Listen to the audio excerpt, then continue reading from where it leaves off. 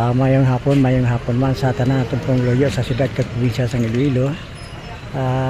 Ini si Daddy rin sa nag-report directamente rin sa Maya Haro Cemetery kung sa diin a day before Pista All Souls Day, no?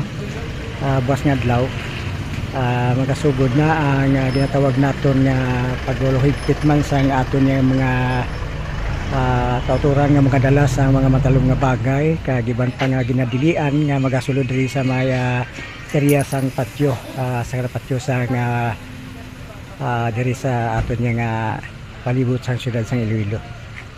Well, subis tayo mga abyan ari man di aton mga kauturan nga mga PNP personnel kagiban pa nga grupo nga nag-augment sa nga kapulisan nga magabantay sa kalinong kagkatawhay, hindi lamang sa subong kundi hasta man sa Pitsados.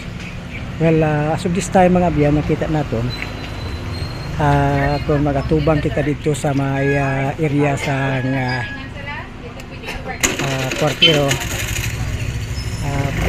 pag-abutin sa area sa kini nga adlaw mga biyan, may naga-parking na di nga mga motor o tricycle, no? Nga I don't know kasi temporary man lang ini kay tibwas kuan na gid man ginabawala na gid man ini kaga makita naton ang mga ambulant vendors nga ari sa mga kilid sandalan nga nagaplastar, no?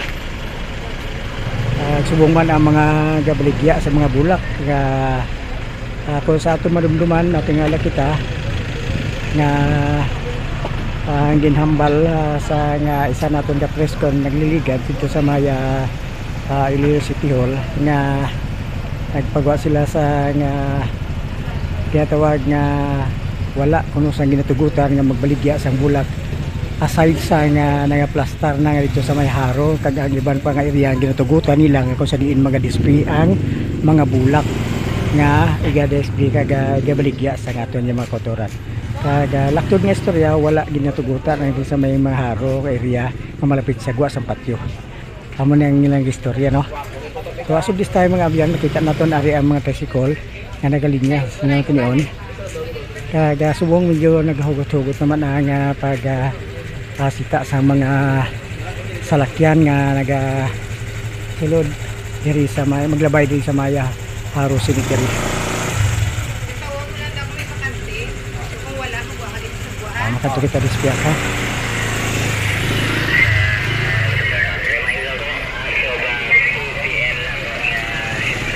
Mga biyan. Kaya sa left side natin ara si mga paibalo man natin sa nga schedule of masses which is butang diri balahag natin diri sa November 1. Schedule of masses sa November 1 is 4 PM and 6 PM while sa November 2 7 AM and 4 PM.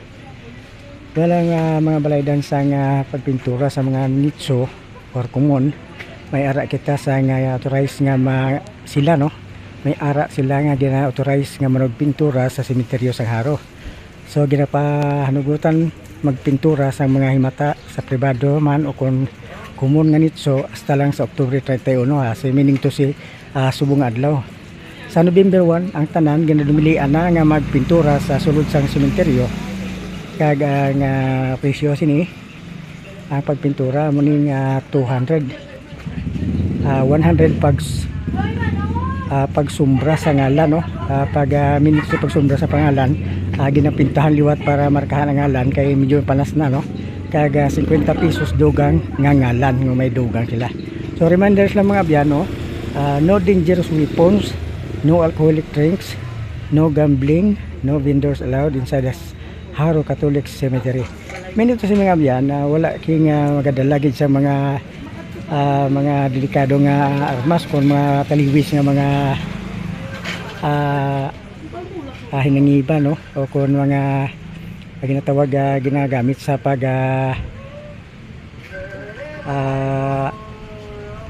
mga hirbinta nga para sila sa patio. Wala sing alcoholic drinks, wala sing makahulubog nga limnon nga kung ini ginakonfiska gid ini sa aton nga PNP personnel diri sa my gate mismo. Wala sing dala sa mga gambling materials, no. May bawal ang pagsugal, bawal man ang pagbaligya sa sulod mismo sa sementeryo naton.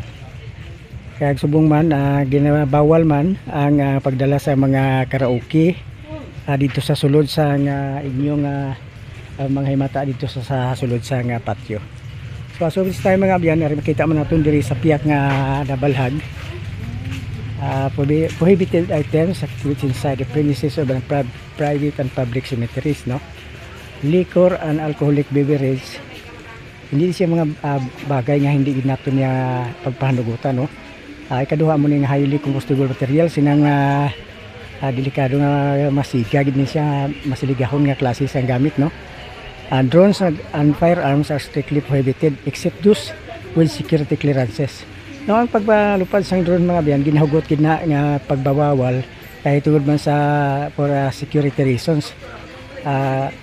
Kaga kinahanglan gid ang permit sini, kaga nabalhag sa mo permit kung anong katuyuan sa inyong pagpalupad sang drone.